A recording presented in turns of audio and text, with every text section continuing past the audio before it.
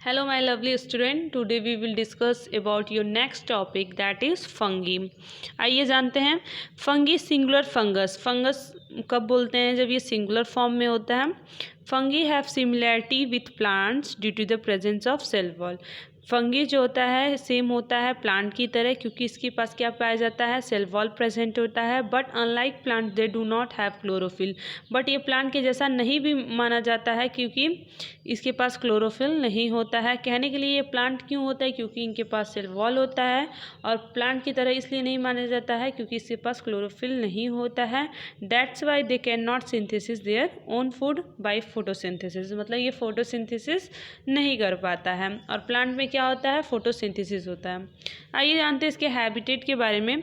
Fungi grow best in dark moist place and the moderate temperature. Fungi कहाँ पे grow करता है? जहाँ पे ज़्यादा डार्क प्लेस होता है, मॉइस्ट प्लेस जहाँ नमी वाला जगह होता है, ठीक है। एक टेम्परेचर इसको चाहिए होता है, मॉडरेट टेम्परेचर, जहाँ पे फंगी ग्रो करता है। Therefore, they can be seen in moist food material, damp cloth, damp shoes, as so on। Fungi कहाँ हमें देखने को मिलेगा? ज़्यादातर जहाँ पे नमी वाला खाना होता है, ठीक है, जहाँ पे नमी वाले कपड़े होते हैं, ठीक है, डैम्प शूज़ होते हैं, ऐसे जगह पे हमें क्या दिखेगा? आपको फंगी दिखेगा। अब नेक्स्ट है इसके स्ट्रक्चर के बारे में। As mentioned earlier, each cell of the fungus has a cell wall as it outermost covering. बहुत पहले से बताया गया है कि फंगस का जो सेल है उसके चारों तरफ क्या होता है? उसके आउटर मोस्ट पे एक कवरिंग होता है, ठीक है, जिसे हम कहते हैं cell wall. This is where the fungi show similarity with the plant. इसी की वजह से फंगी क्या करता है? सिमिलैरिटी शो करता है प्लांट से। The cell wall is made up of cellulose. आपसे ये बहुत इंपॉर्टेंट है कि सेल वॉल किससे मिलके बना होता है? तो cell wall is made up of cellulose. Okay student, fungi में भी यूनिसेलुलर और मल्टी सेलुलर। तो ये देखिए फंगी दोनों होता है, यूनी भी होता है और मल्टी। यूनिसेलुलर का मतलब होता है made up of only one type of cell, and multi का मतलब होगा made up of many type of cell. तो फंगी का दोनों होता है, यूनी भी होगा और मल्टी भी। जैसे कि आप देखिए क्या होता है, अगर एक स्लाइस ऑफ ब्रेड रखेंगे, ठीक है, और रेफ्रिजरेटर में नहीं उसको रखना है, बाहर रखना है, तो कुछ दिन बाद आप ऑब्जर्व करेंगे कि उसमें कॉटनी सब्सटेंस आ जाते हैं। वो कॉटनी सब्सटेंस क्या होता है? फंगस होता है, ठीक है, क्योंकि वो मॉइस्ट वार्म कंडीशन में होता है, जिसकी वजह से वो क्या होता है? उसमें ग्रो कर जाता है, ठीक है। तो ये आपको पता होना चाहिए, आपने देखा भी होगा अक्सर घर में। The unicellular fungus such as yeast lives in colony. देखिए जो यूनिसेलुलर फंगस होता है उसमें क्या आता है? आपका एक ईस्ट आता है। देखिए जैसे हम माइक्रो ऑर्गेनिज्म के बारे में पढ़ते हैं तो हमें लगता है कि ये सारे हमारे लिए बैड होंगे, मतलब हमारे लिए हार्मफुल होंगे, लेकिन ऐसा नहीं है, ये हमारे लिए यूज़फुल भी आते हैं। जैसे कि ईस्ट, अभी मैंने बताया ना, यूनिसेलुलर फंगस होता है ईस्ट, ये मतलब हम खाने में इसका यूज़ करते हैं। और ईस्ट जो होते हैं वो मतलब रहते हैं कॉलोनीज़ में, मतलब ग्रुपिंग में ये रहते हैं। The multicellular fungi include mushroom and mould. देखो जो मल्टी सेलुलर फंगस होते हैं उसमें मशरूम आता है और माउल आता है। अब है न्यूट्रिशन की बात हम करते हैं। तो since fungi do not have chlorophyll they can not prepare their own food.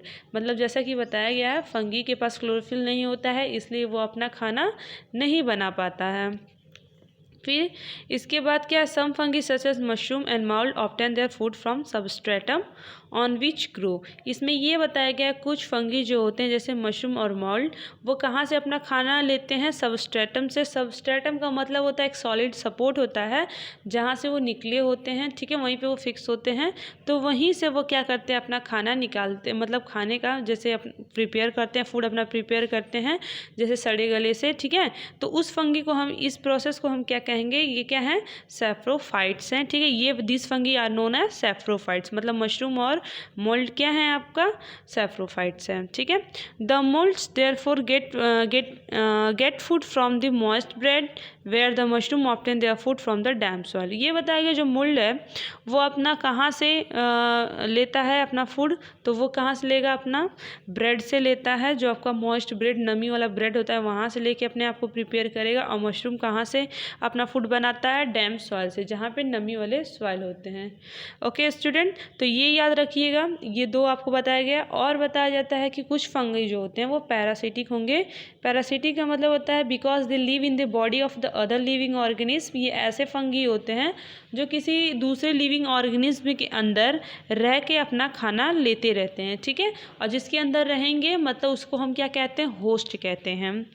Now अब बात है इसकी ग्रोथ की और रिप्रोडक्शन की, कैसे ये ग्रोथ करते हैं, ठीक है। तो fungi reproduce by budding and spore formation. Fungi कैसे अपने आप को रिप्रोड्यूस करते हैं, what is reproduction, means production of new generation और new young ones. Okay student, तो यहाँ रिप्रोड्यूस कैसे होते हैं, बर्डिंग के थ्रू होते हैं। बर्डिंग का मतलब क्या होता है, पेरेंट बॉडी से बर्ड निकलता है, ठीक है। और वो बर्ड जब मैच्योर हो जाता है तो अपने पेरेंट बॉडी को छोड़ देता है, ठीक है, वो अलग हो जाता है। तो और इसमें क्या होता है, स्पोर फॉर्मेशन भी होता है। आप देख सकते हैं अलॉन्ग साइड फिगर में कि जो ईस्ट है वो शो कर रहा है प्रोसेस न्यू बर्ड, उसमें देख रहे हैं ना, ऐड हो रहा है न्यू बर्ड, वो बर्ड्स होते हैं, ठीक है। इस प्रोसेस को हम कहते हैं बर्डिंग। आई होप आपको ये समझ में आया होगा।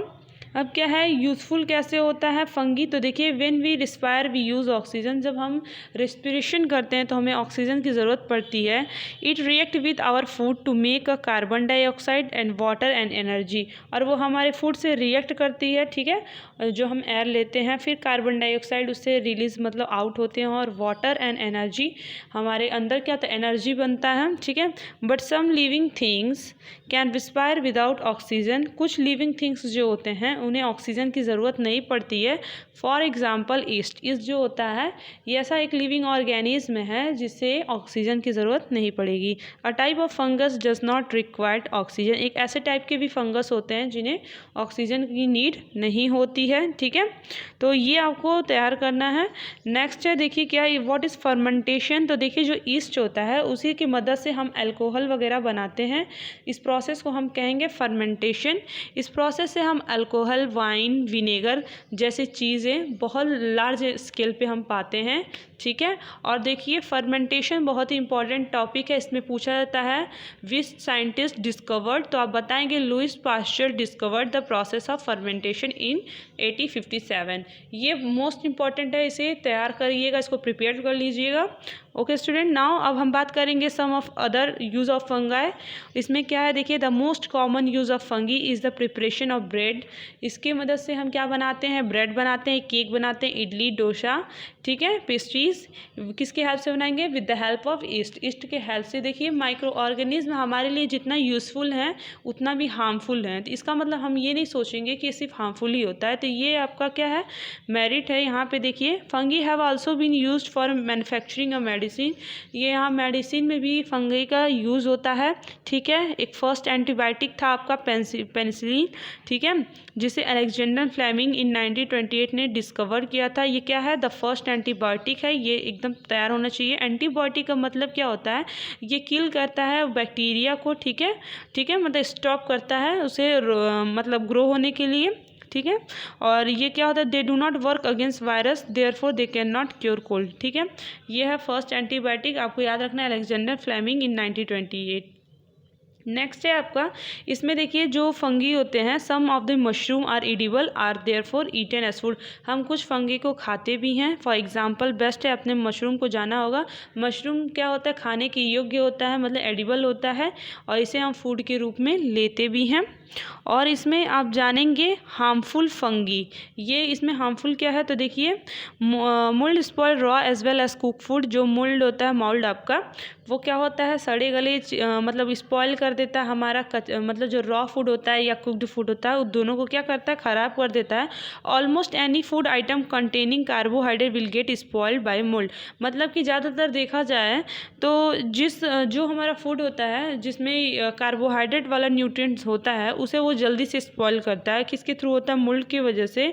It kept in warm and moist place, इसलिए उसे कहाँ रखा जाता है, मतलब अगर आप उसको कहाँ पे रखे हों, वार्म जगह अगर रखे हों या चाहे मॉइस्ट प्लेस पे, तो ये तुरंत उसे क्या कर देगा, ख़राब कर देता है।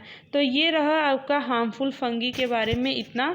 और इनकी वजह से आपको पता है कि कुछ प्लांट डिजीज़ भी होते हैं फंगी, ठीक है। तो ये सब आपको याद रखना है। ये सब क्या था, हार्मफुल फंगी के बारे में था। नेक्स्ट है आपका protozoa protozoa. I hope protozoa आपको नेक्स्ट वीडियो में समझाया जाएगा। इतना आपके लिए आज। That's all about today.